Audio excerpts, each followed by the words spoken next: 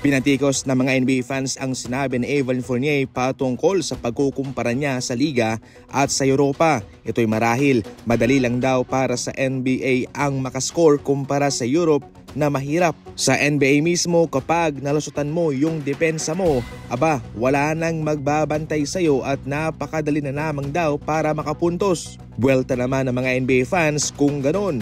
Bakit 13 puntos lang ang ina-average mo sa buong career mo? Bakit hindi ka naging MVP? Bakit hindi ka naging All-Star, Evan Fournier, kung madali lang makapuntos? Bakit walang may gustong team sa'yo? Yung Washington Wizards lang ang nagpakita ng interest at ito'y tinanggihan mo pa.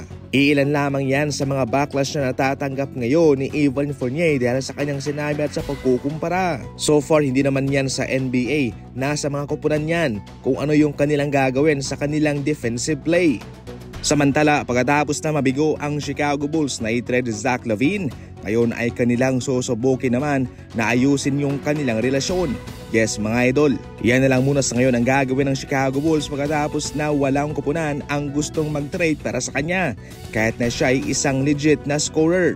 Yan naman talaga ang malaking disadvantage kay Zach LaVine. Yung kanyang pagiging scorer, yan lang ho ang kanyang magagawa, pero yung kanyang depensa, butas, wala siyang ibang skill. Sa madaling salita, kung mapipigilan man ng kalaban yung kanyang pagiging scorer, wala na siyang maiambag at maliban dyan malaki pa yung kanyang kontrata at prone injury pa. Kahit na para bang bargain na lang para sa Chicago Bulls yung i-trade si Zach LaVine noon para sa Warriors kay Chris Paul at kay Andrew Wiggins, hindi pa rin pumayag ang Golden State Warriors. Dahil sa ginagawang ito ng Chicago Bulls, ito'y nag-iwan ng marka o ng lamat sa kanilang relasyon kay Zach LaVine.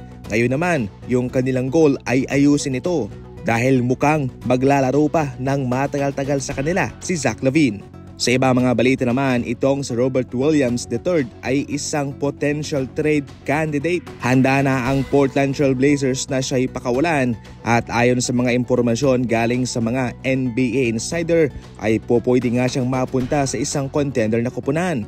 Itong si Robert Williams ay magbibigay ng flexibility sa center position at rotation ng isang contender na team. Mataas ang kanyang galamay, perfect siyang dumepensa. Hindi naman talaga siya mapapakinabangan sa Portland Trail Blazers dahil sila'y nasa rebuilding process pa. Sa madaling salita, ito isang malaking oportunidad para kay Robert Williams na mapunta sa isang powerhouse team. Tinitingnan naman sa ngayon na pwedeng maging Andre Iguodala 2.0 nitong si Kuminga.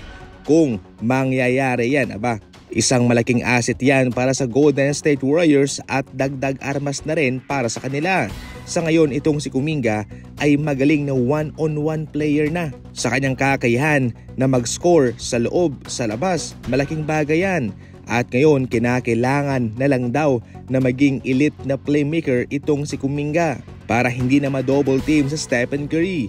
Pwede nga siya maging Andre Iguodala 2.0. Gagawa ng mga maliliit na bagay na magkakaroon ng malaking impact para sa kanilang kupunan. Itong season na ito ay dapat gamitin ni Kuminga bilang isang tsansa para patunayan yung kanyang kahalagahan sa Warriors, especially na sila ay nagkakaroon ngayon ng negosasyon patungkol sa kanyang kontrata. Yan ang muna sa ngayon ng ating mga balitang basketball. I-follow, i-like ang ating Facebook page, mag-subscribe sa ating YouTube channel. 3 video ang ating ina-upload araw-araw. And as always, thank you for watching.